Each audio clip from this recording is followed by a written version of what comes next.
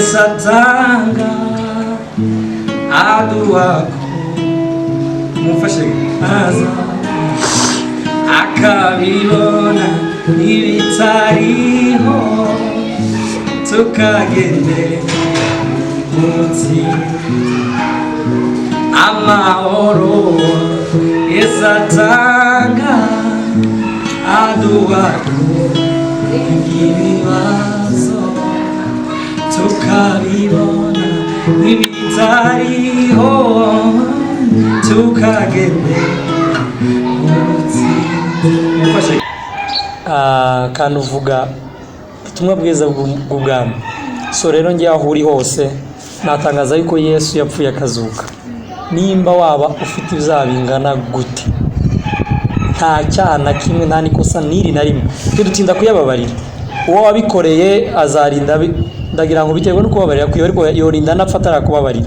ariko ntabwo bigendera ku mbabazi z'ibyo zabo wabikoreye, bigendera ku mbabazi zubabarira ibyo byaha. So rero natangaza buri muntu wese ururembo ruracyakinguye, umuntu wese ukeneye gukizwa. Yesu yapfiriye ibyaha by'umuntu wese uko bingana. Icyaha cyo kubesha yagipfiriye nk'uko icyaha cy'ubujura yagipfiriye. So natangariza abantu bose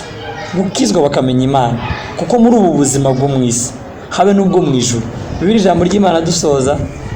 muri ako kantu muri Timoteyo wa 4:8 haravuga ngo Hello guys, welcome back to our YouTube channel. So nk'uko mubibona uyu munsi twafitiye umutumirwa, abenshi muramuzi cyane umuyobozi ahantu henshi hatandukanye mu bikorwa byinshi bitandukanye mu star, ariko nibwo bwa mbere yabagaragaye kuri MTV1. So uyu munsi twamuzanye kugira ngo mubashe kumumenya umuntu ki n'ibiko akora. So turakana ngo wibwira abantu mu birambuye. Mu bugufi banyita Charles Umugabe yando muri indirimbo y'ibintu bite sibyo ratego yana ni nk'iyo introduction wenda. Asante. Owe ntabwo uzi kwivuga nk'abanyamurenge. Naringize ngumbaje nk'umukirisitu. Ngamvugereka nisubize mu Okay. Ndakijijwe nabyo ndabivuga. Ndakijijwe ndumunyamurenge, ndumukongomani, ndumunyabzinshi, umwishwa w'abazigaba, ndumunyamwishi w'umuhire. Naho ngaho harabari hano hafi duse tuvukana cyane. Niba bashira behind the scene muzababona. Baze kubagaragara. Ariko rata nuko nguko yani nkaho ushatse kumenya nyine nk'uwo. Thank you. Okay, murakoze Charles. Murakoze cyane kutwibwira kandi twishimiye ko watwitabye hano hantu. Mu by'ukuri Charles twifuje kenshi kujyana ibiganiro, nubwo bitagendaga bikunda, gusa turashima ko uyu munsi byashobotse tukaba dukora ikiganiro. Ikintu cya mbere nakagombye kubaza, njya nkubona ukora indirimbo za gospel, ese ni wowe ziyandikira cyangwa ufite umuntu ukandikira we ugashaka nyine ijwi ryawe? Ningiziyandikira kuriya nyine ubona naziririmbye niba wazanditse, ariko cyane n'Imana izimana ngazandika. Numara kuzandika nkazikorera aka video, ariko n'Imana zose bayaziza yashobora. Uvuze gutyo hari umuntu witekereza se ukura nkara amagambo muri Bibiliya cyangwa se wajyavuga yarota? Bibiliya ijambo ry'Imana riravuga ngo he who starts the work in you is the one who finish it. So kubikurikirana ntagara amagambo wenda nkura muri ntuza navuga ngo nkura hanga cyangwa hanga, kuko uba uri mu muhamagaro gusa, aho wayakura hose ni ijambo ry'Imana. Wavuga copy paste copy pasting the Bible, cyangwa se ukaririmba iyo uri kuvuga Imana gusa kandi uyivuga ibigwi byayo, ni ijambo ry'Imana wavuga. Either copy pasted from the Bible or either copy pasted from your word, because nta na kimwe twihaye uretse Imana duha. So ni ngaho sure. Charles, ufite ijwi kandi jewe ndumufana wawe by the way. Asante. Ndumufana wawe. Ariko nyine hari abantu usanga baririmba indirimbo za secular kandi nyine nabyo sibi. Wayi wotagiye muri secular kandi numva ngo nifite amafaranga bati yemigo nyine nge ndirimba gospel kandi bizi nyine ko reka mvuge ati ntago bifite amafaranga cyane nka ya secular. Why? Who said that secular is oya ntabwo secular ifite amafaranga kurusha gospel bijyanye kuko na business zose zirarutana iyo bigiye muri business ariko when it comes to the work of God and the work of men igifatika kigaragara mu isi niyo mpamvu igihembo cya secular mu isi gifatika umuntu bakamuha ikintu gifatika kubera ko bikoreye mu isi ariko gospel still ntabwo tuyikora kugira ngo wenda duhembwe cyangwa tugire gute nubwo byose biza kuba nyuma yaho ngaho kubera ko ijambo ry'Imana riravuga ngo mushaka ubwami bw'Imana no gukiranuka kwabyo ibindi byose hasi aho ngaho ni inyongera so secular nimba ari bo babona inyongera cyangwa baba bashaka ziriya nyongera ndumva ahubwo ari twe twunguka kubarusha kuko twe tubona righteousness and the kingdom inyongera tukaza kuzibona nyuma ni nkuko wajya kugura ugakleminga inyongera wahasha inyanya zawe ariko ukababarira akanyanya batakongeje so ni nkuko ntago bari hejuru yacu bijyanye n'inyungu none se nkubaze wabikora cyangwa ntabwo wabikora ubona ari nk'upagani cyangwa se wabikora bikujemo ntabwo nakora secular ntabwo when it comes to I'm saved kandi sinzi aho byanditse muri Bibiliya ko umuririmbyi ukijijwe ushobora kuririmba ka secular ho iyo bijya kuri secular ni ijambo rivuga ngo no God there is no God hari n'indirimbo zimwe na zimwe bakunda kuvuga ngo ni secular kandi waziririmbye wenda akijijwe yagiye abantu inama still kubera ko ataririmbye yandirimbo ngo kuko dufite ibintu nk'ibyo ngibyo noneho akamera nkaho yaririmbye secular but nta muntu umuntu wese wakana Imana niwe warijya kuririmba akaririmba secular ariko no it comes to yuri kuririmba impanuro ntabwo ngiye mwita ku ruhande rwanjye ntabwo mwita ngo aririmba secular cyangwa se arwanya Imana cyangwa ari antichrist so ku ruhande rwanjye ntabwo naririmba secular kubera ko ibintu bitarimo Imana byose sino biririmba hanyuma nk'umuntu uvuga wenda ngo ni akazi for example akose but arabikora kubera akazi but yayukoye uziko Bible n'abakirisitu babe na Bible twemera kuba twakora mu kabari kandi dukijijwe so ntabwo bivuze ngo akazi kakwinjiriza kava habi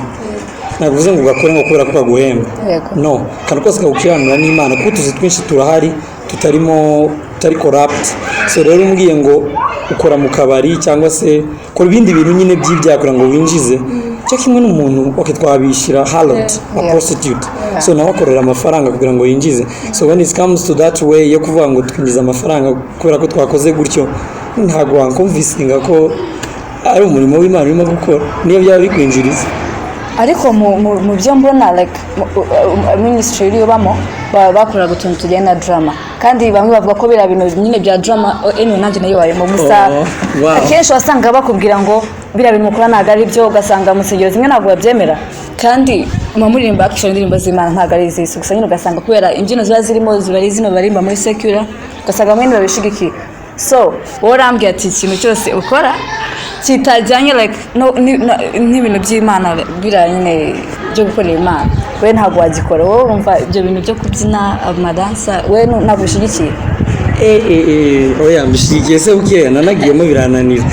nabanje kujyamo muri servant igifite drama gusa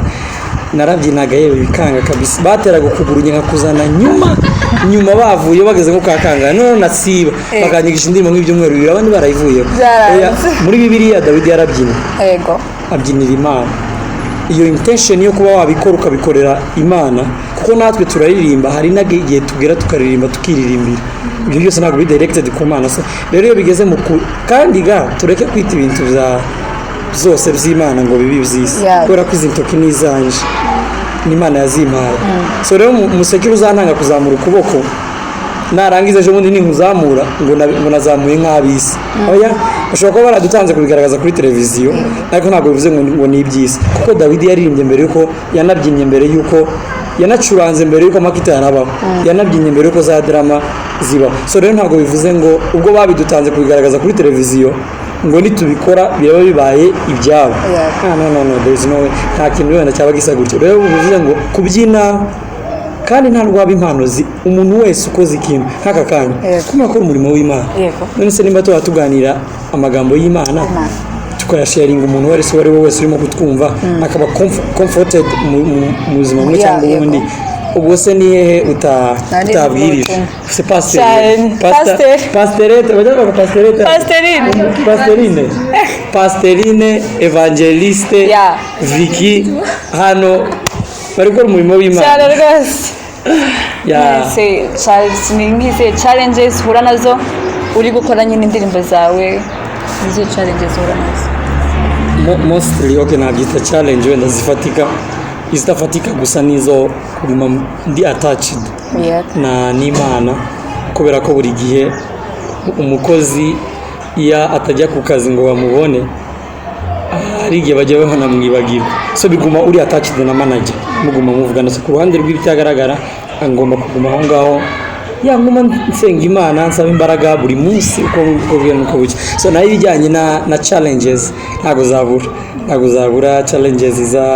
za mikoro gukora more and more mostly no iyo ufite vision and dreams so ugomba ku looking up nk'ikindi kintu cyaba better than what you are doing right now so and even mwakonje kuba mwaje tugafata nk'akantu kamwe nk'indege tukajya ahandi hantu ibintu nk'ibyo ngibyo najya bava Jerisi tuzabikora ariko rata muri ntuza n'ibijyanye n'amikoro ugomba gukora kugira ngo ugere kuri satisfaction nubwo itabaho ariko ugere kuri perfection y'ibyo wita ko bimeze neza kamibiki ya live recording ibintu nk'ibyo ngibyo so byose bikeneye amikoro that's a challenge so buriya wamenye ryari ufite impano yo kuririmba kera hari dusubije gutyo buriya ari umuntu uhita utekereza wenda nk'umwe mu babyeyi bawe arimo kuririmba impano iyo bigeze wenda ku impano abantu bose barayivuga kugira niyo utomenya ko utari mbere yuko wibuka yuko uyifite uyifite iyo utangiye gukura ukayibona ntabwo umunsi uyimenya ari wo munsi yaje so ahubwo wenda ikigorana kumenya n'umuhamagaro si wahamagaye byari n'igihe cyo gukora so ni nk'ibyo ngibyo ariko impano ubu uyifite so no ku babyeyi ushobora kuba bazavuga ngo udatema uko se yatemye yitemye ukuguru sinzi ko bajya bavuga ni nk'uwo mugani udatema uko se yatemye yitemye ukuguru mu rugo wenda ashobora kuba wenda nabikora kuri mama cyangwa papa kuririmba ariko nkaba nzi ko byari bibaho kubera kumva n'abandi baririmba y'abanyamunenge bazavuga ko mutamunyamunenge mutazi kuririmba uretse njye oya biterwa naho wenda muri mugaya ko mutoririmba habe nanjye umuntu amajije ngo suzi kuririmba nshobora no kumuhakanira aya ntabwo hakana n'uhakana none kubera yahita yumva kurenza bijyanye n'uburyo nshaka kuririmba umuntu ushobora guhakana nka bati not yet cyangwa ugerageze wumve nakora ibihigo bahita bitangaza birangiye ari njye ugiye kuba interviewer neza ariko bigenze ngiye kubabaza buri wese araririmba ntabwo biva ku babyeyi biva ku Mana kuko buri muntu wese Pawulo yaravuze ngo igihe kirageze nyine ko umuntu atagomba kureberwa mu bisekuruza byiwe ahubwo gusabirirwa aho ngaho kuko iyo nkijijwe ndi umwe so rero navukanye iyo mpano naririmba mama ntabwo ajya aririmba nyine by'abandi baga ntumeze yanjye abakecuru nyine byo muri ntuza byaba aho zo mu bitabo baza baririmba kandi neza uzabure mu ikanisa ryanjye bazaririmba neza aho na muzehe ntazaririmba muzehe ntazaririmba completely aho abavandimwe bakuru banjye baza baririmba wenda niho navuga ngo iyo environment wenda niyo yatumye mbijyamo cyane ariko ntabwo bavuga ngo nabigraspinze ku muntu ari we wese no So Charles ndakumva nyine umusore ukishijwe kandi uzi impano uzi n'icyo uri gukora and nk'ubu wewe ubonye nk'umuntu n'iki kikwemeza ko uyu muntu arakijijwe kumubona tu physically ukuntu ameze n'iki kikwereka ko umuntu akijijwe Yesu wamaje icyo kibazo nawe amaze kubasobanurira ko bazaba abantu bameze batya na batya baramubaza se none tuzabamenyera kuki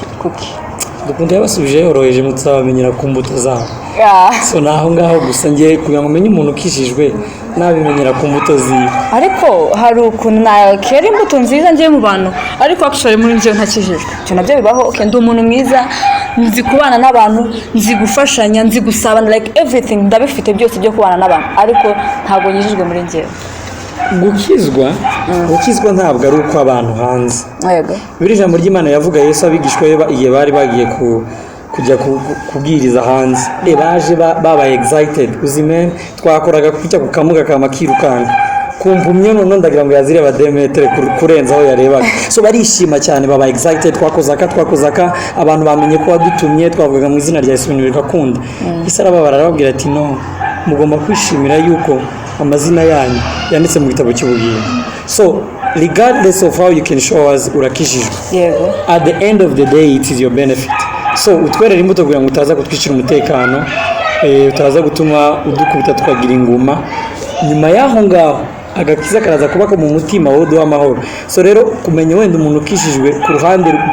rw'ukishijwe wa nyawe ushobora kutabimenya kubera ko ari Imana ibimenya ariko ngewe umuntu ukishijwe ku ruhande rwanjye ko mubara nk'uko Imana yaduhaye tureba hanze ku mbuto gusa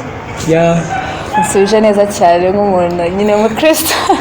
okay hanyuma wewe let me say ku myambarire y'ubu ngo bigezweho kurabizi ko abantu sigaye bambara ibintu bitandukanye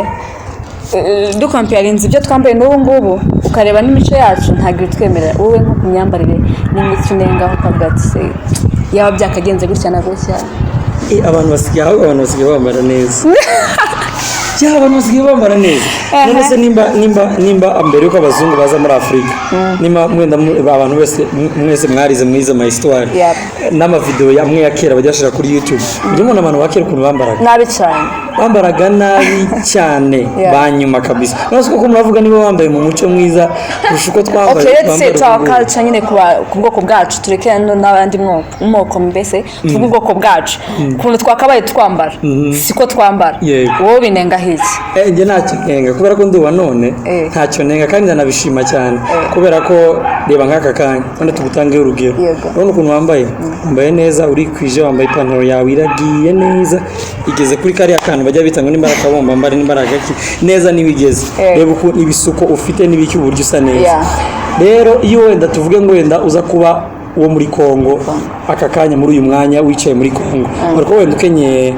igitenge wambaye n'agapira kagera ahangaha ibintu nk'ibyo ngibyo ariko ngewe mbara zifite utunuzi arakantu babajije Riderman umuntu wambaye nabi n'uwambaye gute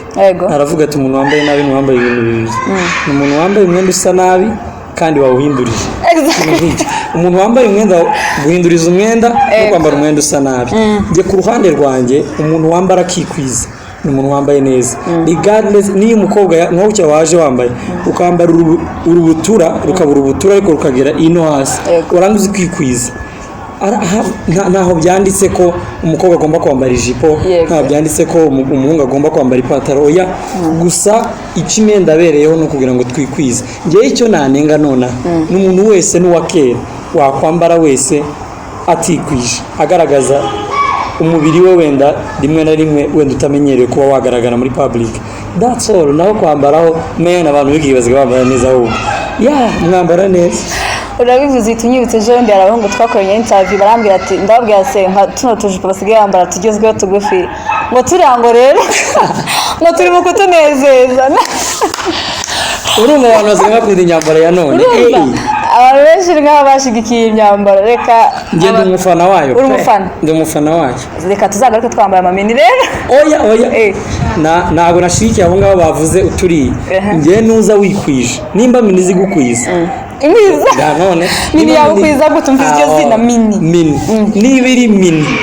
na mayina nkuko muri ubwo buryo ikaza ari igice ni mayina nyine ni mayina reka ibe meja wenda ibe full ariko ngewe wikwijije umuntu wese wikwijije yaza mu ikanisa bajya bakunda kuvuga ngo abakobwa bazambara amakanju n'amaki naho ngiye mbona umuntu wambaye ipantaro I'm sorry to say that niba wikwijije kurusha umuntu wambaye mini jipo so ngewe wikwijije kuri ngewe I'm satisfied okay nk'uko ubizi tureka ngo ikintu kibazo turi impunzi iki gihugu tubaye murabizi kameme ntabwo ari icyacu turi impunzi so we ni nk'ize challenges uhura nazo nyine zo kubaho just muri ubu buzima bw'ubumpunzi kavuga ati birababaje maybe iyo nza kuba ndi iwacu ntabwo byari kuba bimeze nka gutya nyine hari nka challenges zigenda uhura nazo we ni nk'iziho wahuye nazo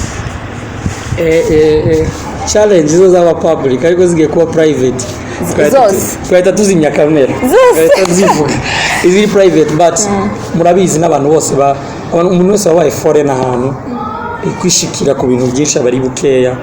ni nk'aka kanya kuba wenda kuba ntaba MP cyangwa mbese nita n'iwacu nkaba ntabifite muri ubwo buryo bwo kuba nahagira nkaba kuko nguko iyo nyine ni challenge. So kuba uri foreigner uri limited kuri ntuzira aho ngaho haka kanya ngo twaba dufite wenda ka governor uhagarariye utuntu runaka hano hafi ahangaha dutuye byaba ari byiza. So nta iyo challenge natwe tugeraho. So ibigiye kuba private byose twobivuga ariko turashima Imana yuko tumeze uko kandi tumeze neza cyane kurusha benshi habe n'abafite ibihugu tumeze neza kubarusha twese dusangiye ubuzima kuko ibintu byose byabaye byinshi abantu bintu gushakisha. So ku buryo tudashakisha cyane kurusha ba nyirabyo cyangwa ngo tubibure cyane kurusha ba nyirabyo. Ngiye kuri uruhande wenda wagenda ureba ku makote menshi politically ibiki ariko twe kuri uruhande twashima ariko hari bimwe nabo barabyumvishije ko tuba tutishikiye ahantu hose. Hanyuma wenda nk'abana bari mu kwamashuri bakiri bato bakabona ntabwo turi iwacu n'ubundi nikimaliza form 4 sitapata kazi ama ukimaliza university watu kama unaweza waambia nini advice umuntu uza biga kugira ngo abone akazi ari hasi nazazabona amafaranga azarivamo ariko kwiga ni byiza kubera ko biradufungura. Ubwiye abantu bose bakoze utuzibigiye ni bake cyane. So kwiga birajijura. So umuntu winjije ntabwo ari umuntu wese udakunze kwiga atari uko dutegereje ngo akazi umva aba businessman bose uzajye kumubaza umubaze se wowe nanjye mbaza nase njye ndirimba nigiye kuririmba kweli so rero ntabwo umuntu wese wagarika ishuri ni umuntu wanze kumenya kandi rero umuntu wanze kumenya reka tugakotinge ninjije kareke kaho ngaho ubwire rero dukotinge gusa naba abavuze ari gihe abantu bajya bavuga ati bari abavuze ku ruhande rw'abayafite hari n'ababo bavuye mu ishuri kubera ko badafite yego nabo reka twige ugasobanura komeza usobanura tutangiye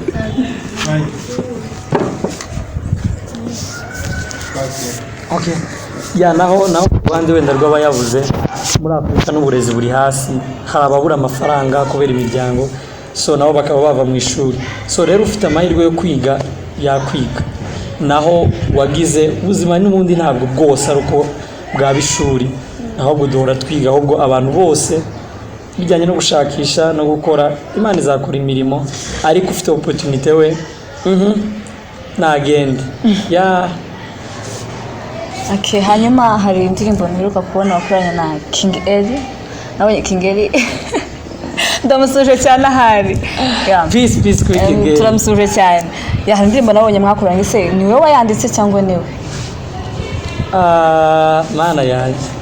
iyo abantu bakoranye featuring rimwe na rimwe baragabana umwe yandika igice kimwe undi akandika ikindi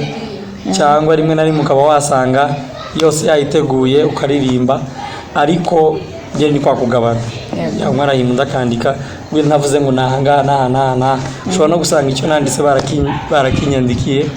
cyangwa icyo twarimye muri refure naracyanditse nyine ugasanga ngo muravanga kandi mugana ama idea. So hari n'igihe usanga umugwaye idea uraririmbye rero muri mwembwe ntiyavuge ngo ntiwayihimbye cyangwa ntiwayihimbye. So rero featuring twaragabanye ku bijyanye no kuba twaririmba mbega ibyanditswe ako kari akabazo k'amatsiko rero nyine bakabaza. So by the hari ibintu maze iminsi mbona noneho nawe ndaciye kujya by the uri umuyumbe ibyo bindi byo gusirimba ndakijijwe ntabwo ndi mu gikundi uzo sirimba nicyo kibazo iyo bibaye ngombwa sasa reka agakungiyo kaje hari umuntu utosirimba kaba gahari hari utuntu basigaye basirimbuka bari kurwana kamubona kuri stage umwe avuye mu ntebe yaricayemo akaza agakubita undi ese biriya wowe ufata nk'umwuka yewe data we bagiye kunderanya n'abantu gusa akantu navuga nuko ijambo ry'Imana rivuga ngo twiheshe agaciro nk'abakozi b'Imana. So kuba ibyagaragara byose nk'amakosa n'ibiki byose iyo byatangiye kugaragara nabi biba bigiye kwitwa izina ribi. So rero nta comment no offend to anybody umuntu wari we wese wakoze n'uwanyereye akikubita hasi so tunyerera hanze nta kamera zihari ariko wenda kwihesha agaciro nk'umukozi w'Imana nibyo bizima cyane kugira ngo ibintu byacu bitaza kugawa akatabwira umuntu wese umupagani habe n'ukijijwe n'udukunda ataza kuvuga ati akabigaya. So rero twirinde tugumane turinde icyubahiro cy'izina ry'Imana siko kwiza yandi nkaho ngaho no offend umuntu na offendinze yandike SMS ndamuhereza iyindi ya hanyuma ni kuba wumva wenda tuvuge wenda ubonye wenda nk'ubushobozi buri hayi reka mvuge wenda ubonye umepata nafasi kwa government ni kikiye kintu wahindura muri Banyamulenge government yacu wenda tugize ajya turayigira ibaye ihari imagination zidahari ako turifite kombo wenda tuvuge wenda ubonye k'ubushobozi buri haito ya niki wahindura gusa ngi ku ruhande rwanjye wenda kubera ko nari natekereza kuba nk'umuyobozi wenda bijyanye na politike ariko icyubatse ibindi bihugu cyose bijyanye no kwiga habe no gukizwa ntabwo ari ukuririmba no kujya gusenga mu ikanisa ukamiriza gukizwa ni a good discipline of life hari ibintu bigukuraho n'ibindi bigushiraho burya no kunywa inzoga ni discipline barabuze yo gukizwa so no kuba wararuka ni discipline so nge nabashishikariza cyane umuco tugira ni mwiza kandi no kwiyubaha tugira ni kwiza so nashishikariza kubijyanye no kwiga abantu bakahuka ama department yose mu bihugu turimo tukiga kabisa nabashishikariza kwiga cyane kandi nkabashishikariza no kuba abanyempano kubijyanye n'ababyeyi nako kantu yabona umwana nimba ari no gukora akantu runaka akiga nakiriye akaba agishizemo imbaraga zose ku buryo impano igishininga kushika ikintu cyacyo cyose kushika ikintu cyacyo cyose umuntu azaba perezida yabirwa ariko usanga impano ari ikintu ukora ugikunze ugasanga kibaye ibyishimo kuri buri muntu wese so rero nge nabashishikariza kuri icyo kintu kwiga no kuba abanyempano gukizwa n'umuco wacu ariko abantu bagakizwa self discipline zana no gukizwa nta handi wayibona thank you okay hanyuma tugarutse mu bwoko bw'Abanyamulenge ukuntu dusanga umwana agiye nko ku kintu tuvuge ni nk'ikintu tukunda isi wa talent tuvuge ko watu wanachezanga ball umubyeyi agahita akubwira ati wowe nutangira kujya kwiga gukina umupira ubwo n'uburara nyina okay anakufanya ugiye bakora iwa talent niki wabwira ababyeyi nyine ku buryo bazobareka abana babo bagakora ibintu bimva kubera ko nanjye mfite kuzashaka vuba ndatanga inama nk'umuzeyi nkabisubiza kandi ndatanga inama nk'umwana so ariko ku ruhande rumwe kubera ko taba tuzi challenge z'ababyeyi n'abana baba barimo akenshi iyo umubyeyi abonye ko icyo uri gukora kigiye kubangamira ishuri kubera ko ishuri aba ari ikintu gikomeye cyane no muri Afurika no ku bundi buzima bw'abandi bantu cyane so iyo abonye rero kigiye kubangamira ishuri akagutse umwana akajya asiba ishuri yagiye gukina nakubwira ati wowe ugibona kuri YouTube gusa uzoyidownloadinga na ibindi ni balancing yabyo ahubwo babyeyi twe tuzagire balancing kuri ibyo bintu umwanya w'impano n'umwanya w'ishuri kubera ko Bibiri ijambo ry'Imana mu mbwiriza aravuga ngo buri kintu n'igihe cyacyo buri kintu haba igihe cyo gutangira no gusoza buri kintu cyose n'igihe cyacyo rero ikintu cyose cyakozwe mu gihe cyacyo nta wakibangamira ntabwo cyanapfa ahubwo twe kubana tukamenya ikintu kiri priorite cyo gukora cya mbere n'icya kabiri kikurikira ku babyeyi nabo natwe tukamenya ni umubyeyi gamwirinde mfite gushaka vuba noneho ku babyeyi nabo akamenya icyabaye priorite n'icyo umwana akunze akora yishimira cyane kurusha ibindi kuko imushigikiye mu cyo akora yishimira kurusha ibindi na kiriya cyonyine wamutumyeho ajya amenya ko gifite akamaro cyane kubera ko gikunda so rero ni ukumenya buri kintu n'igihe cyacyo ukamenya ikiri priorite n'icyo ugomba gukora mu mwanya wacyo rero iyo utangiye kwivanga ku bana agakunda akabumbu kurusha icyo umubyeyi yamutumyemo ntabwo kumukura mu ishuri aba yanze impano ye ntabwo nuko babona icy'ingenzi umwana ari kucyanga hanyuma wakomeje kutubwira amagambo yo muri Bibiliya cyane ese buriya wize Bibiliya cyangwa wenda no kuyisoma gusa nyine ukayigira n'ubumenyi reading na learning iyo usomye ukandastanding byose bizana ubumenyi so rero Bibiliya bajya bayisoma nibujya umuntu wese ntago kwiga Bibiliya se no kwiga Bibiliya ni gute ngiye kubaza Vicky kwiga Bibiliya ni gute kwiga Bible ngenze ko bagira amashuri yo kwiga ya abantu bajya ku ishuri ya bajya ku ishuri nibyo nzi ya ariko gusoma ikintu urakimenya hari n'abantu benshi we nagiye kuba ko nagiye ku ishuri namwe ngiye kuhakana ariko ntarigiyeho iki cyonyine gikuma hagati gihanginze ariko hari abantu benshi bakoze ikintu bagisomye erega tujya ku ishuri tugasoma yego niyo byose bijya biva kubwira rero umuntu wasomye ntatandukaniye n'uwize so rero nimvuga Bibiliya mumenye ko nayize nanayisomye byose hanyuma Charles watubwira muri culture yacu ukatubwira ibintu ubona okay tuvuge positive uvuge na negative bese ibintu ubona ushigikiye n'ibindi ubona biri negative muri culture yacu ya iwacu Manyamurenge iwacu ya mugoko bwacu yewe data we ngiye kuvuga nk'umunyamurenge sawa ibyo shikiye ibintu byinshi iwacu ndabishigikiye kandi no mu kintu nashimira ku ruhande rw'iwacu nubwo tuba turwana kugira ngo n'abantu bose ari abarundi n'abanyarwanda n'abaki bose bajye bareba ibiganiro byacu ariko wenda ku kintu mbona kenshi dukunda kuba nashimi iwacu turacyari kumwe abanyamurenge dukunda kuba twegeranye cyane ibintu byinshi tukabikora turi kumwe kandi imiryango yacu iracyahagaze wenda ndakompaye ku muryango ari wo wese wenda wundi bwoko ariko natwe ku ruhande rw'amaso yacu nibyo tubona hano hanze imiryango yacu iracyahagaze aho icyo ngaya reka ndege ku Kigali reka ngisimbuke kubera ko ntari muri iyo departement n'ibindi bintu wenda cyane akenshi iyo dukunda gukuramo amakosa ibyo bikunda kugawa ibintu byo ku ma YouTube mu macharge usanga harimo ibintu nyine bitameze neza bidashimishije usanga abantu bose twabigiyemo ukijijwe n'udakijijwe ari kuvuga ku by'ikanisa ugize gute twese tumera nkaho twese kanisa ryabaye ry'abanyamurenge wenda ntiri by'abakristo usanga umunyamurenge wese ari ku ikanisa mbese turabivugaho kugira ngo ni ibintu bimwe ariko ngewe gusa icyo navuga ku ruhande rw'izina ryacu reka ba nyirabyo aribyo bajya bivuga cyane kurusha ibindi nimba ari umupasiteri agira icyo agira ariko cyane ntidukutonganire ku ma social media tuvugira ukavuga mu izina ry'abanyamurenge ariko ugatuka ikanisa ukagira ngo ikanisa ni ry'abanyamurenge ugomba kuvuga ikintu mu izina ryacyo kandi koko unabifitiyemo n'ubumenyi hanyuma hari ikintu bagoye kutubwira ngo ufite gushaka nagataye mu gutwi watubwira iyo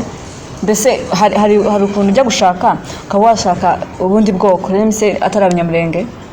hari abantu bamwe bagiye bashaka mu yandi moko wenda tuvuge nk'abanyarwanda hari abashatswe n'abanyakenya hari abashatswe mbese aya moko ariyo yose ariko nyine butari ubwoko bwacu wo ubafata uti I am positive gushaka umuntu ni positive ari uzashaka umunyamahanga ari uzashaka n'umunyamahanga nta kibazo kuko umuntu ni umuntu kandi koko nabo barubatse kandi bajya bubaka njye kuri njyewe iri comment yanjye iri ku uwo ari we wese yoshaka kandi yashaka uwashaka bitavuze ngo umunyamurenge ashaka umunyamurenge mugenzi we nta kibazo umunyamurenge ashatse umunyakenya I'm positive with that support love unaenda na love mwenye umependa tu bijyanye nuko wabyita wenda kuri love bijyanye n'uburyo yo kwitwa muri ubwo buryo ariko mu buryo bukwiriye kandi busa neza washaka umuntu ari we wese cyangwa ushaka gushaka umunyamahanga oya nabaza gushaka ikibazo noya nta kibazo kandi Bibiliya ijambo ry'Imana rya rivuga ngo mu migani ngo ubukinyabupfura n'amatungo tubiragwa n'ababyeyi ngo ariko umugore mwiza muhabwa n'Imana ntabwo ari umugore w'umunyamurenge tumuhabwa n'Imana umugore mwiza tumuhabwa n'Imana rero aho uzamubona wahawe n'Imana man go ahead just do it I'm not on any side sure ese unisha sijyo guhitamo umukobwa umva mwabana ubuzima bwawe ugendera kuki wakwirinze koko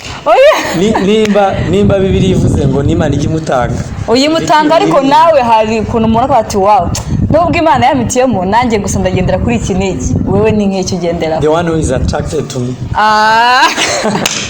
ayezi kuba evil without any reason hari impamvu nyine uvuga ati namukundiye impamvu ubwo si wonye umuntu mu muhanda gutya ndetse wabona umuntu yego tumukunda gusa like let me say uvuye n'umuntu ntago muziranye usimukunda bibaho wowe byakubaho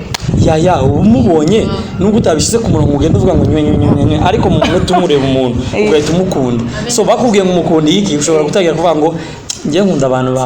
bateye kuriya basa kuriya bavuga kuriya ngiye ku ruhande rwanjye personally umuntu wabaye attracted to me ntangiye kuvuga umuntu mwiza muri ubu buryo kubera ko umuntu mwiza kuri njye cyo umuntu mwiza kuri wowe niyo mpamvu ukunda umukobwa bagenzi bawe bakakubwira ngo man sinzi icyo ko ari waba kuriya ni ukagira ngo bakubereye amaso so kuri njye uri attracted to me convinced my beautifulness in my mind uko njye wenda definise umuntu mwiza kuri njye ni uwo nguwo tavuze ngo ntaza kuvuga umuntu wese nkaza kumushira ntago ndashaka ndi ku isoko Vicky naryisha wirinde isoko rya Charles sindi kuri yewe Charles watubwiye umugeni wawe wirinde ntaza kuvuga umuntu ari we wese basi nagafuke twakeritinga tugashyira hasi yawe utankura ku isoko wewe nose cyane nawe ugiye kumera nka ba bantu bajya ko mfite uko ariko sindabona umugeni nawe niko bimeze igituma mvuga ko mfite ubukwe nuko nzi ko neza ntari umupadiri icyo kintu cyo ndakizi ngihagazeho at the end of the day mfite gushaka kandi ako nta mugeni abarahari nawe ndatora nawe ndamukuramo muri bari nturashaka wose Vicky nturi umugeni afite benshi njyewe sawa cyangwa warafa wasanga ndi umugore narashaka bya wasanga nuko turi kukubaza wewe wowe peka wasanga oya njye ndi sister oya twibwiranye mbere yo kwiganira gitangira namenye ko utari umunyabyinshi kandi mu kinyamurenge umuntu wese utari yo subtribe mate umuntu wese udava neza muri subtribe yiwanyu nk'umunyabyinshi wamushaka rero nimba warafashwe I'm very sorry hindutse ntabwo ndi bukurebe no niko bigenze umutume rwacu yadutse none ngiye kutubaza ibibazo none se ko mubaje ikibazo akambwira ngo wasanga yarafashwe cyahise ku mugeni we yagize umutwe munini yamukomeye ariko nzamubona nzagaruka nje kuba amakuru none se uri ku isoko iyo ufite agahuzu kari ku isoko hari uburyo uza ugacira ngo umuntu uri buze hano aze ari muremure aze wamukwira aze hari n'igihe uza kugura umwenda umuntu yawambara akabona utaberewe ariko kubera ko ashaka ifaranga akakubwira ati ku isi yose nimba ari umuntu ibereye ahubwo barayikuremeyeho rero nimba ndi ku isoko nta kriteriyo ndi gushirira hano kugira ngo mwirinde yemwe mwumvisha amakuru si cyari saducishijeho kari amadukatisha bitya gusa umunyabwenge yumvisha kandi aracyarimo gushaka next time noneho njye nshaka kuzakora nawe interview uri kumwe na fiance urabyumva lini when nta kibazo nshaka kutubemeje gusa wowe nubona umwenda ugukwiriye nkuko wabitubwira izo nzira rero ducishijeho uzatubwira mutambeshe muzambwiraga nimungwiriye cyangwa muhamushaka kugira ngo oya twebwe rwose twakubeshye se gute twe tuzakubwira ati uyu mwenda nyine niwo twe ntago turi abacuruzi natwe n'amafaranga dukeneye twebwe turi abandi bacaho ku muhanda bagafana urumva niyo kwa kundi ucaho team iri gukina kweta ufana wawe uyu nguyu ari gukina neza ntazi uwo ari we rero natwe tuzatuje gufana cyangwa niba washaka kumbabaza wenda mubonye kugira ngo utazashaka kumbabaza wenda ko nyine atangwiriye amahitamo nawe by the way wewe urashima twebwe tuba kugusapotinga je ntago ntekereza ko umuntu washimye haza umuntu ngo kuzana negative naramubonye amaso nawe oya ntago tuzije by the way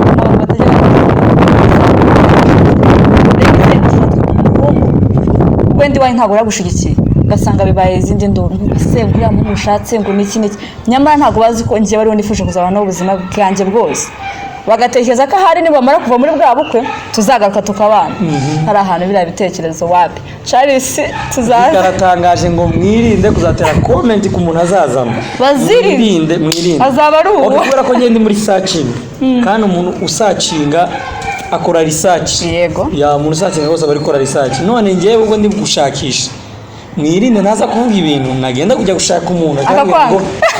ntibavuze gushaka abantu bameze gutya musakuriza so rero mwirinde kandi ikindi cya kabiri umuntu wese wagaragaye agirwaho comment cyose cyagiye hanze agirwaho comment niyo rero turimo gushaka ikintu kizaterwaho comment rimwe na rimwe kiba kidukwiriye twarangiza tugashaka uburyo kiba protected mu gihe kizaterwaho comment. Ni nk'akanya nisoka hanze nambaye shaka uburyo nambara kugira ngo ninasoka hanze bize kugwaho comment isa nk'ari nziza. Ntago nambariye abantu ariko at least nambaye kugira ngo bitaza gutangaho comment. Ni nk'aka kanya ntabwo ari kujya kuryama wamba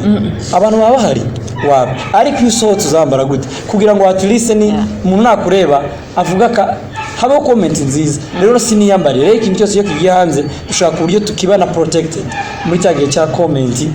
uko uzasubiza bakubajije. Ariko Charles ni nkatizeye madamu wiwe kurumva genda nzamuzana namucishiye mu ruganda rw'ibyo bintu buryo umuntu uzasakuriza gutya mubwire ati we kaka jambo tubabwira ko sinafite kumuhisha nafite nyine kumuzana mu mubone. So rero niyo mpamvu nabonye ko akwiriye kugira ngo umuntu amubone. Ese undi Charles wo bumva wabombora cyangwa wakoroka beda hari abantu bavuga ati ngiye hari umuntu avuganye nayo by the way so kubeshya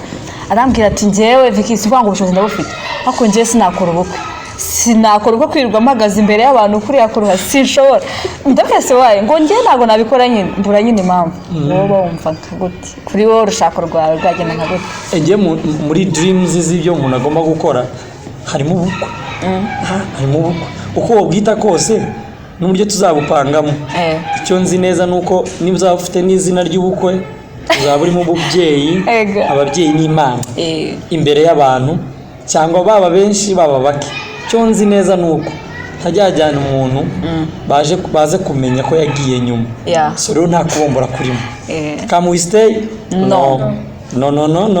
Can we stay twayanditse? Okay, Charles Mbega hari intambara muri Kongo nk'ukurizi. Ubundi ni iki cyakuvuje kujya gutabara? Urashoye?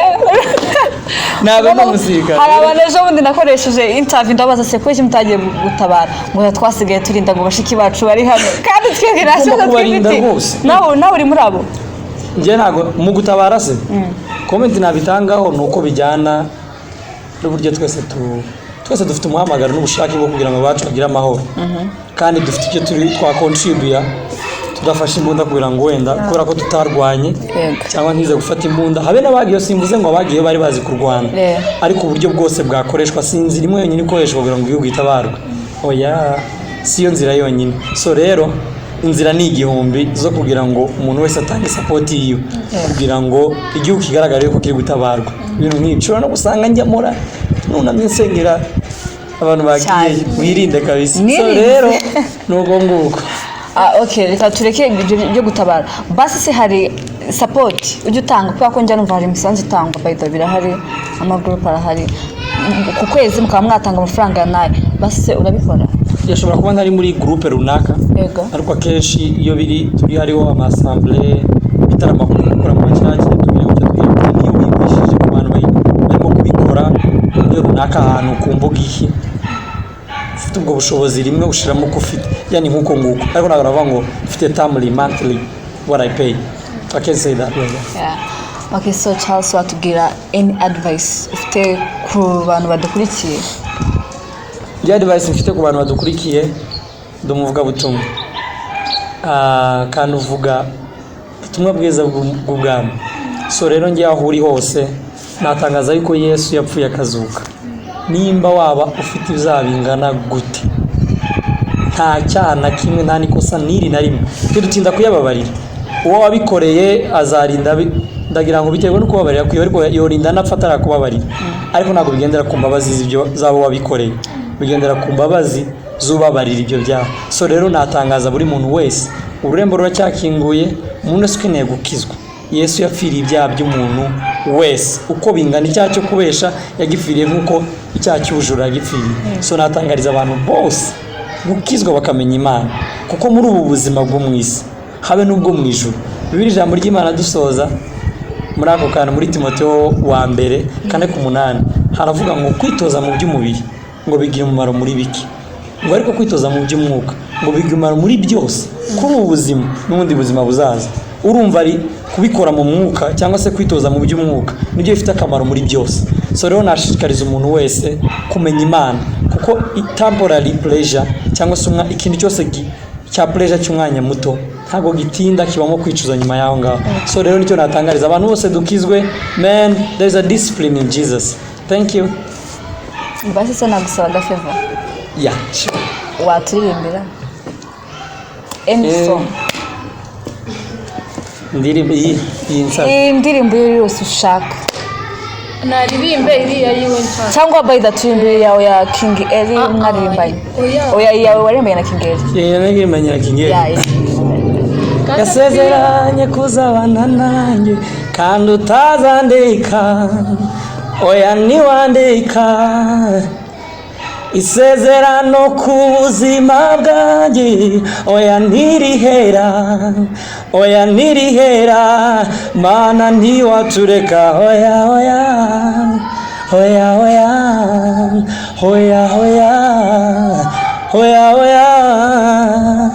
nguko yeah, that's it. Nari ngiye gukora backup ngaho tudukorera kandi wambwiye ngo uzigure ni talent twagerera imbi yaho ndagufasha ko ngiye kwibagirwa nyitangirira nushaka kuririmba hagati nawe ushaka tu nani aliyeponya mioyo iliyojawa huzuni, chaguo la mwisho kwao ni kujitia kitanzi. Nani aliyezuia adui alipojaa hasira? Kama si Bwana kuwepo angetumeza uhai. Aho ngaho Charles uko tugize gutomboka katuri narindi reka zane kitari hari ahubwo nibayituzanira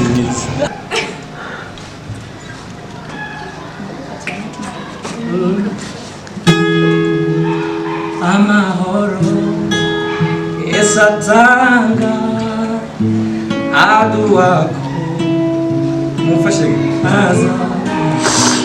akabibona ibitariho tukagende munsi amahoro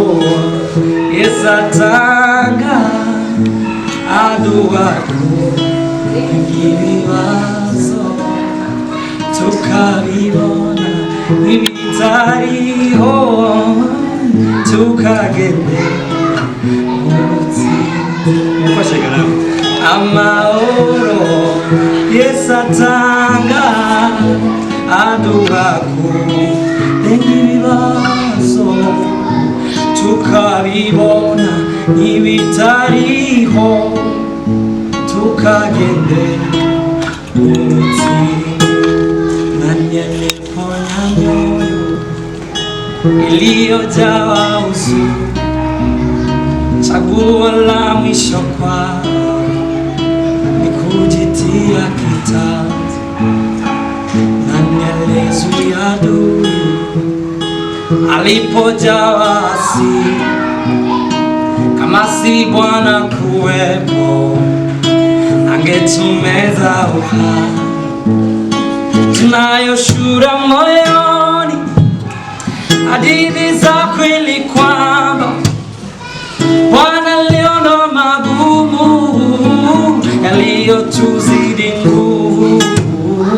Hatuna mashaka tena, matendo yote ni Bwana aliwanyeshea mvua, wema nao waovu. Kama si Bwana aliyejenga mji tungekesha, kama si Bwana aliyelinda tungefanya bure, kama si Bwana aliyetupa tungekosa yote. Ni Bwana, oh ni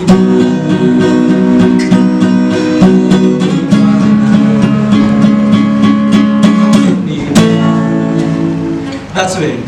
I think that is that way. Wow. Charles.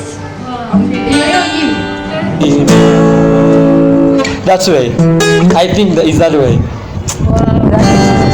Charles All my day I've been there in your head.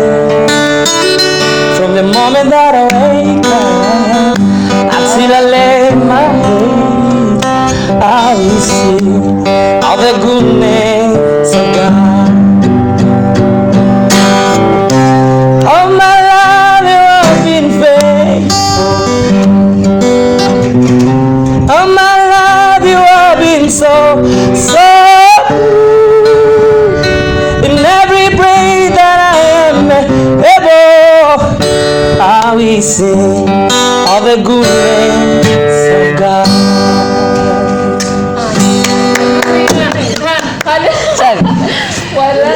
ndabizi abantu badukurikiranye uyu mwanya baranezerewe bikabije. hanyuma ejo bundi batwaye ni wowe muntu watwaye inaitwa award ya gospel Gospel, okay, 2023. 2023. How do you feel? Imagine song moja tu ukapewa award. Umuntu aguhaye gift wakumeze kana agutunguye none wakumeze gute kurusha Nje ntabwo nabyumva uzantungure twumve turebe uko bigira. Ntabwo barantungura simbi yabaruzi gitari nari kwigwa none ngaho yimeza agenda nyige nimugiye kwigira ku gitari ndanze gusa nyine byaranshimishije pe yego especially noneho abari no kugwa encouragement umuntu wese ugwa encourage yaba arinde none wagize ngo ashiremo n'amikoro ye byabirenze none uyu muntu yakubwiye ngo aragufana oh my god uzuvuga ngo rarani birato umunsi none kabiri ndikubwiye ngo indirimbo yawe yamfashije Jesus Christ uvuga ngo ngwino ujyana itorero ryawe ibintu nk'ibyo nyine ariko so amazing byanashimishije cyane Imana irabaha umugisha in fact bari abana barimo gukora ibintu byiza nabita abana kuko mu kinyamurenge niko bazabivuga ba Papa Legend na Sam. Be blessed, man. You are doing a very great thing in the community and even in the you are investing in the people in general. God bless you. hanyuma iyo urinze indirimbo niyo ukabona abantu barayikunze cyane nyine abantu yarabafashije cyangwa se uri kubona abantu bose bwambwiye wenda abantu bari kuririmba nyine ukumva how do you feel? Being an encouragement that I'm in the right place and in the right calling. Kenubwo nabirebera ku bantu ariko ndi muri right calling that encourage you that ikugira ko God is with you, man. Yeah. Actually Charles wakoze kubana natwe byo bunayamanitse amaboko yanjye ari hejuru ari hejuru kandi next time ndagiye gukora indirimbo nje na Charles mwitegereze indirimbo yacu iri coming soon muyandike none cyane muyandike gusa igomba kubihari bajya bayita coming soon is never na save the date save the date of something is going to happen. Save that date. How will save the date? Save the date nagisobanuye marriage. So save the date. Yeah. Okay, we will save that some days and then tubabwira iti coming soon. Ndikubona bavuga butumwa. Cyane gusa mvuga butumwa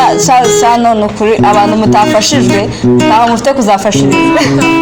Uko yavuze ubutumwa takatagize. Hanyuma Charles wabwira abantu ibikorwa ukora kwabwira nta cyane ukorera kugira ngo abatakuzi bagende baje kugusacingaho hari abantu benshi batabizi by that so bashaka kwifuza kumenya ibikorwa ukora naho ubikorera. Yabanyita Charles Mugabe kuri WhatsApp ni Charles Mugabe ya hose kuri Facebook ni Charles Mugabe IG ni Charles Mugabe official Instagram ni Charles Mugabe official niyo IG arya ibintu byikiye mana yanje byaragoranye mwazanye zo kuba IG imwe kaba FB ari Facebook IG na FB ni ibintu muri mu gucamo twebwe turabantu bakuru turashaje ariko kuri YouTube nitwa Charles Mugabe official kuri ahantu hose Spotify niko Charles Mugabe Boomplay niko Charles Mugabe over 250 social media my name is there Charles Mugabe kuma story ya Facebook kuma story ya Instagram ahantu hose ushaka kuyigira background yawe there Charles Mugabe and be blessed ndanabashimiye wakoze cyane kwitaba abantu bagenda kuri YouTube bakora subscribe ndabizi we nari benshi bakubona kuri no channel yacu wenda bamenye indirimbo zawe bazisangaye bagenda bakora subscribe bafite indirimbo nziza cyane abakristo bagomba kujya kumva zabafasha cyane kandi bakoze cyane kwitaba asante kosisi Apana. lakini wakoze cyane kandi ndizera ko next time kandi tuzongera kubana nawe. Yeah, sure. Yeah, so guys mwakoze nawe waturebye gukurikirana ikiganiro cyose ukakireba kandi ndabizi iki kiganiro cyari amazing cyane ni umuntu yaririmbye twese turafashwa none twe twafashije twari naringiye gutanga icya 10 wagitanze ariko gitanga behind the scene ibintu byo kwigarura behind the scene abantu bagomba kubona batanga icya 10 koko niki gitero ushaka kumbwira icya 10 nagisiremo haratageze warusha haraho nagize ko kutarushaka warumfashije wamureke haraho wansize abantu bagenda gusapotinga by the way bagusapotinga kabisa bagenda buriya support cyane cyane tuba dushaka ni subscribe ariko bashaka no kuguha iyindi bayikugezaho kabisa ayo n'umuntu nyandikira akambwira ngo we love you I love you I answer nzansubiza gusa nyine bitara encouragement kabisa kandi abantu barabikunda niyo umuntu akubwiye ngo akunda ibintu ukora ese njye kutabimbwiye ntabyo ukunda mana yanjye mana oya nabisubiremo sinabise ngewe nabise navuga nagiye kubita pasiteri Viki ni nk'adufitanye akabazo nabivuge sinone gusa by the way hari n'abantu wenda bahita babona ati umustar bakagutinya wenda ati wenda muhuye agashaka kukubwira ati wenda mu ndirimbo zawe cyangwa se ndagukunda agahita nk'ubwoba ariko mwumvishe we niyo umwandiki ukamubwira ko wishimira ibikorwa bye agusubiza so abantu bareke gutinya kandi akantu k'ubusitari niko keza yuretse umustar kurenza inzira ijyaye oya we ntabwo uzi ikintu cyabaye ikibazo ku bastar usigaye bangura umustar ejo bundi wakurira amatatu ugahura n'umuntu ngo dore wa mustar ibi muri kwitabara abastar bagenda babireka uko muzatuma Charles agura imodoka ntafaranga ariko rata ntabwo reka ndeke guhakana ko ndi umusitari kubera ko ijambo ry'Imana riravuga ngo muri urumuri rw'isi niba nawe uri umusitari nanjye ndiwe buri muntu wese ukijijwe is a star shining for everybody so rero ntabwo wafata umurumuri ngo urushire munsi y'urutara niko Yesu yavuze so nimba ruraho barubona you are star exactly everyone is a star guys twishimiye cyane ku kiganiro cy'uyu munsi like byari birenze twishimiye umutumirwa wacu hano Charles yari umutumirwa udasanzwe cyane njye yanejeje on my side namwe ndatekereza yabanejeje cyane kuko yavuze amagambo meza kandi no kuririmba yankozeho yaririmbye neza cyane nkunda abantu baririmba aho sadaka ryanjye ndaritanga sinzi ikibazo dufitanye cyane dufite iki kibazo turaza kucyitaho nyuma ya kamera ntiyabivuga imbere y'abantu ariko hari ukuntu tu oya naye kuntu ngaho okay nkuko mubizi twakoranye ikiganiro muvuga butumwa reka tugite gutyo rwose Charles evangelist se evangelist ama okay genda umuvuga butumwa ugite gutyo evangelist byose wowe gusa bifite kuba ubutumwa ugite ukushaka amena cyane okay ngaho reka dusoze gusa mwakoze kuri wadukurikiye ndabizi ko kino kiganiro cyo cyakugiriye muri wowe nawe kitahinduye ndatekereza ko next time ariko ndabizi neza ko mwese cyabakozeho so reka dusoze Charles adusengera turangiza ikiganiro mwakoze turabashimiye kandi turako iyo Imana ibamugisha namwe MTV1 man be blessed you are doing a very great thing so mwageze abantu bose barimo kumva you are their pastors murimo kubayobora kujya ahantu runaka so Imana ibamugisha I can pray maybe let me just mention a word and be blessed abundant aho muzajya hose nibyo mukeneye muri iyi minsi kugira ngo mugira mutere imbere shine man mushininge kandi Imana iri kumwe nawe God is with you in the name of Jesus amen. Yeah, thank you.